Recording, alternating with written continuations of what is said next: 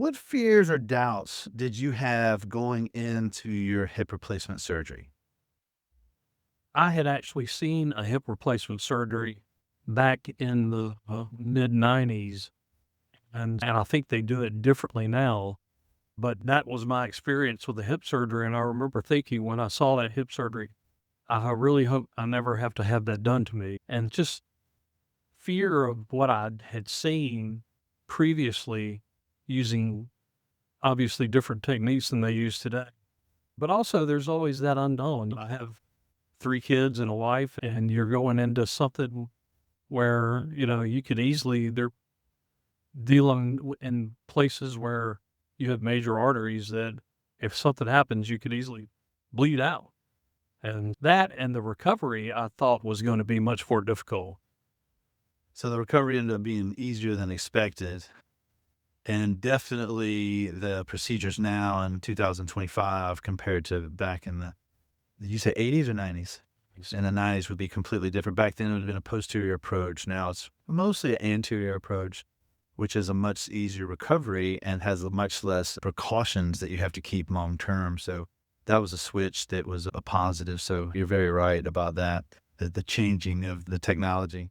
What made you choose a holistic approach with us at the Core Therapy and Pilates rather than a traditional rehab path?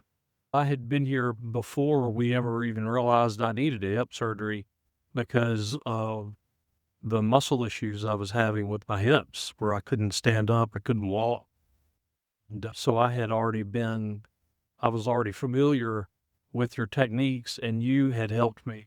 Stephen Dunn had helped immensely with those muscle issues. I didn't know what was going on. And I remember coming in and Stephen started pressing on things. Boy, it hurt so bad. But when I got there, I was bent over. I couldn't even straighten up. And I could straighten up when I left and I could raise my arms. And so I knew, and I had been to just your normal physical therapist before coming here, and I knew that didn't help.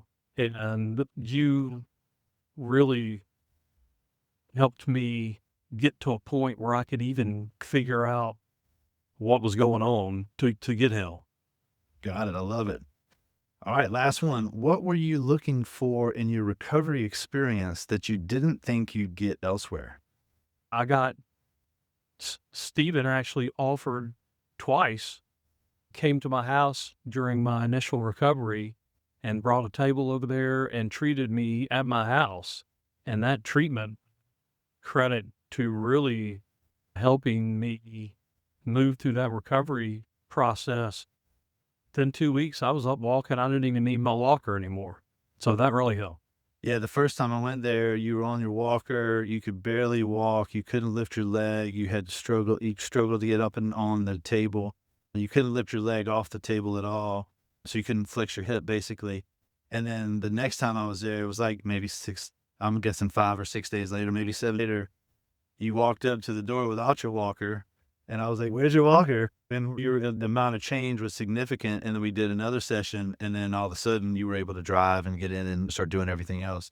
But that was fun because I don't normally see people in that setting at home, and that was really cool for me to see where you were at that time, because usually by the time people get to me, I see them further along in recovery, and I really got to see that where you were, and then where you were a week later, 2 weeks later, a month later, and so on and so Right. forth. So that was fun to see that again. That's not my normal. I don't normally see people probably 3 or 4 days, 5 days after your original surgery. I can't remember exactly. But anyway, cool stuff, man. Thank you for sharing, buddy.